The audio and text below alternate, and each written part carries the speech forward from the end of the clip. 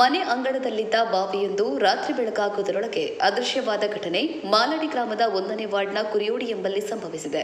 ನಿನ್ನೆ ರಾತ್ರಿ ಅಂಗಳದಲ್ಲಿ ಬಾವಿ ಎಂದಿನಂತೆ ಇತ್ತು. ಕುಸಿಯುವ ಮುನ್ಸೂಚನೆ ಅಥವಾ ಯಾವುದೇ ಬಿರುಕು ಬಿಟ್ಟಿರಲಿಲ್ಲ. ತಡರಾತ್ರಿ ಸುಮಾರು 2 ಗಂಟೆಗೆ ಮನೆ ಮಂದಿ ನೋಡುವಾಗಲೂ ಬಾವಿ ಹಾಗೆ ಇತ್ತು.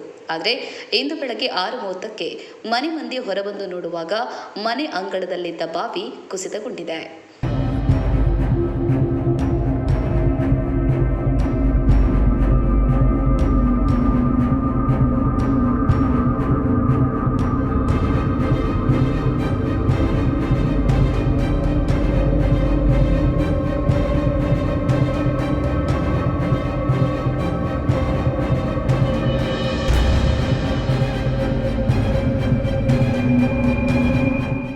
ಐವತ್ತು ವರ್ಷದ ಹಳೆಯ ಬಾವಿ ಇದಾಗಿದ್ದು ಸುಮಾರು 26ರಿಂದ 28 ಅಡಿ ಆಳವಿದೆ. ಕಳೆದ 1 ವರ್ಷದ ಹಿಂದೆಯಷ್ಟೇ ಇದಕ್ಕೆ ರಿಂಗ್ ಅಳವಡಿಸಲಾಗಿತ್ತು.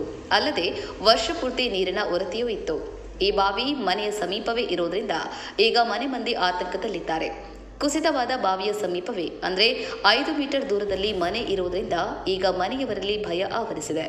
ಯಾವುದೇ ರೀತಿಯ ಮುನ್ಸೂಚನೆ ಇಲ್ಲದೆ ಬಾವಿ ಕುಸಿತವಾಗಿರೋದ್ರಿಂದ ಮನೆಯ ಅಡಿಪಾಯದ ಬಗ್ಗೆ ಮನೆ ಮಂದಿ ಆತಂಕದಲ್ಲಿದ್ದಾರೆ.